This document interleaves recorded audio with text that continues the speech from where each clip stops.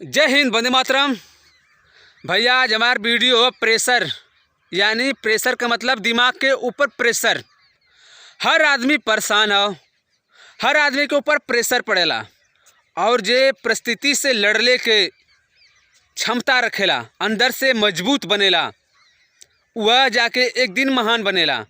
हमेशा के उसे कहा कि हम बहुत परेशान हैं, हम कहा कि अरे यार बड़ी तकलीफ़ हो, तो का तकलीफ़ के दूर कर दे। वो तकलीफ़ के तोरे कबो दूर ना कर सकत। तकलीफ़ के तोके दूर तोके खुद करे के होई। अंदर से जौन मनोबल है ओके बढ़ावे के होला। आदमी महान कब बनेला? जब ओके तकलीफ़ होले।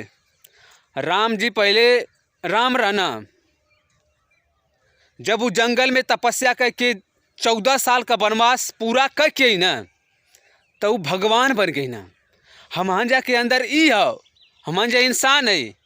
तो जब मेहनत करल जला, जब मेहनत लगातार करत रहा, ई मत देखा कि हम सक्सेस है कि ना सक्सेस हो कि ना हो, ई छोड़ा, ई बात के छोड़ दा, ये अपने अलग का बात है। पर मेहनत करा, सक्सेस बनने की कोशिश ना करल जला। जे सोचेला कि हम सक्सेस हो जाए ना, वो कबो सक्सेस ना होला। जे सोचेला कि हम कोशिश करत रहा, पूरा कोशिश करब, जब तक ले जीत ना जाई, वह महान बनेला। अपने अंदर जौन विचार हो, दिमाग पे हमेशा प्रेशर अगर जे कि ना पड़त हो, वो कबो महान ना बनी। ओकरे अंदर जब तक ले तकलीफ ना भइल, जैसे कौनो पेड़ हो, शुरुआत से अगर आनी तूफान अगर ना सहत हो, अगर अचानक आए आनी तूफान तो पेड़वा गिर जाई। आदमी के पास जैसे माई जियत है, बाबू जियत हो, ठीक है, प्रेशर पड़त है, माई बाबू केहू मर गया, तो आदमी के मजबूत बनावाला। तोरे घरे गेहूँ चावल ना है तो के मालूम है, तोरे पर यार बड़ी तकलीफ चलत है, केहू से मत बतावा। हम काहे बताएं तो केहू दे ले आके ना दे ना। तो आपन जौन स्थिति परिस्थिति अपने आप पे झेले के प्रयास करल जला। इना कि हम बहुत ज़्यादा परेशान है, हमारे पास कुछ हो ना, अरे यार तकलीफ बहुत बढ़ गई ले, एक कुल के हटावा। अपने दम पे, अपने बाजुओं पे भरोसा रखा।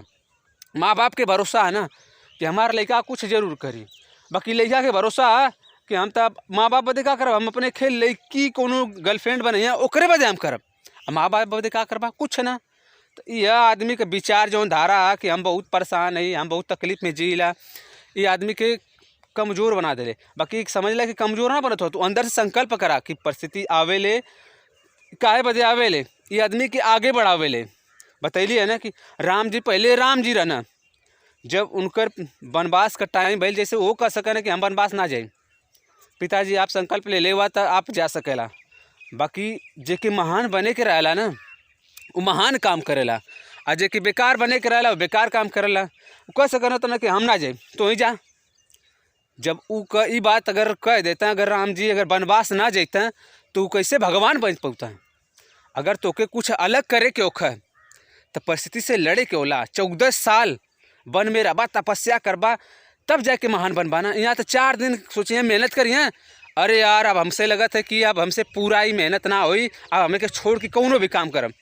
फिर वो काम करबा, 10 दिन करबा, 15 दिन करबा, 16 दिन करबा, मतलब जब भी करबा फिर उतने करबा, फिर छोड़ देबा।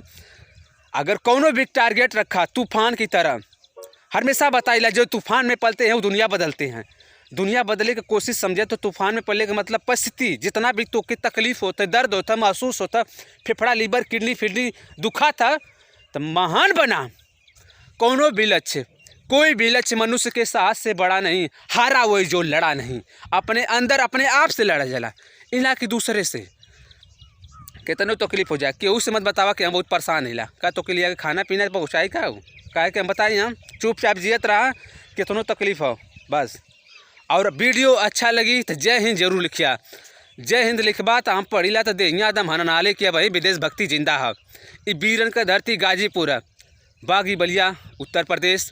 और भैया तो लोग ठीक ठाक से मेहनत करा, एक दिन में इतनी मेहनत का था ना कि भगवान आज के उतर के पूछे कि तू ले ले तोरे हिस्सा के, ये हुआ खाना पीना। मेहनत करा दबा के, कोनो भी तकलीफ बस सहा।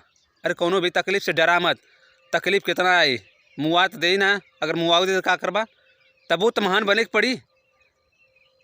जय हिंद।